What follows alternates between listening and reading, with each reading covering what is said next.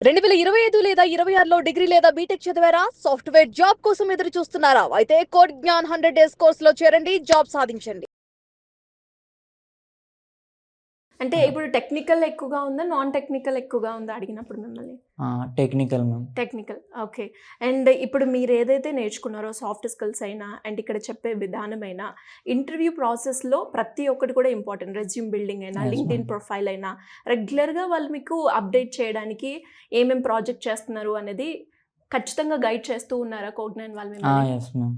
So, అది మీకు interview ప్రాసెస్‌లో యెస్ మ్యామ్. హెల్ప్‌ఫుల్ అయిందంటారా? అవును మ్యామ్. ఎప్పుడైతే కోడ్‌జ్ఞాన్‌లో మాక్ ఇంటర్వ్యూస్ అని చెప్పి ప్రతి వీక్ ఒక సెషన్ ఉంటది మ్యామ్. అవి ఎవరైతే బాగా అటెండ్ అయ్యి బాగా చేస్తారో పక్కా ఇంటర్వ్యూలో అయితే ఫేస్ చేయగలరు మ్యామ్. హుహు. అండ్ అలాగే మనకి ఈ జర్నీ ప్రాసెస్‌లో ప్రాక్టీసింగ్ సెషన్స్ అనేవి చాలా ఇంపార్టెంట్ అని యెస్ చెప్తూ మ్యామ్. ఉంటారు కదా! మీరు అటెండ్ అయ్యారా రెగ్యులర్‌గా? Yes ma'am. సో, అది మీకు హెల్ప్‌ఫుల్ అయిందంటారా యెస్ మ్యామ్. ప్రాక్టీసింగ్ సెషన్ అనేది? డెఫినిట్‌గా మ్యామ్. అంటే ఎలా అంటే డీటెయిల్‌గా చెప్పండి అంటే? మాకు క్లాసెస్ వచ్చేసరికి ఆఫ్టర్‌నూన్ షిఫ్ట్ ఉంటాయి మ్యామ్. నేను అప్పుడప్పుడు మార్నింగ్ వచ్చేవాడిని మ్యామ్. లేదంటే ఈవినింగ్ ఒక 1 అవర్ చూసి డైలీ మినిమమ్ ఒక 1 అవర్ అన్నా స్పెండ్ చేయాలి ma'am. Whatever it is coding అవ్వనివ్వచ్చు, లేదా యాప్టిట్యూడ్ అవ్వచ్చు. కానీ మీకు ఎప్పుడైతే బ్రేక్ అనేది వచ్చిందో ఒక 2-3 డేస్ ఆ బ్రేక్ అలా కంటిన్యూ అయిపోతుంది మ్యామ్. మనం ఆ బ్రేక్ రాకుండా చూసుకొని డైలీ ప్రాక్టీస్ చేస్తుంటే definitely will crack it ma'am. Okay. And మీరు గమనించిన డిఫరెన్స్ ఏంటి? అదర్ ఇన్‌స్టిట్యూట్ తోటి కోగ్నాన్‌కి అంటే ఏం చెప్తారు? ఫ్రెండ్లీ అట్మాస్ఫియర్, ఫ్రెండ్లీ స్టాఫ్ హ్మ్. అండ్ మిగిలిన ఇన్స్టిట్యూట్స్‌కి కంపేర్ చేస్తే మిగిలిన ఇన్స్టిట్యూట్స్‌లో బంచ్ ఆఫ్ స్టూడెంట్స్ ఉంటారు ma'am. Like hundreds of people in class. ఈ ఇన్స్టిట్యూట్‌కి వచ్చేసరికి అరౌండ్ 50 ఉంటారు. అండ్ క్లాస్ రూమ్ అట్మాస్ఫియర్ హ్మ్. అండ్ టీచింగ్ స్టాఫ్ వచ్చేసరికి వెరీ వెల్ మ్యామ్. ఓకే. ప్రతీదీ మనకి స్టార్టింగ్ నుంచి పిన్ పాయింట్‌తో సహా అన్నీ బాగా ఎక్స్‌ప్లెయిన్ చేస్తారు మ్యామ్. హ్మ్. అదొకటి బాగా నచ్చింది. హ్మ్.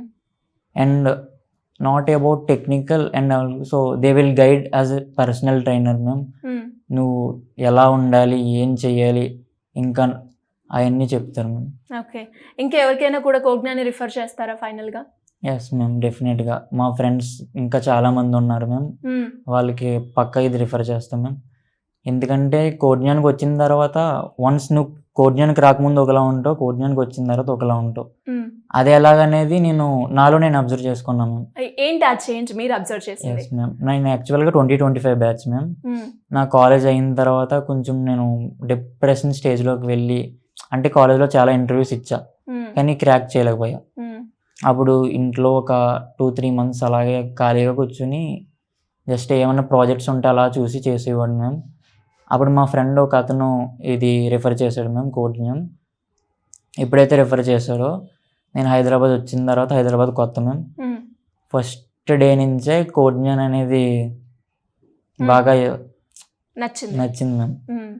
ఎలా అంటే ఫస్టే సెల్ఫ్ ఇంట్రడక్షన్‌తో స్టార్ట్ అయ్యి మొత్తం కోడ్‌జ్ఞాన్ కరిక్యులమ్ ఎలా ఉంటది, అసలు ప్లేస్‌మెంట్స్ ఎలా ప్రొవైడ్ చేస్తారు, హ్మ్. కెరీర్ ప్రిపరేషన్, హ్మ్. సెల్ఫ్ గైడెన్స్ అన్నీ బాగా చెప్పారు మ్యామ్. హ్మ్. హ్మ్.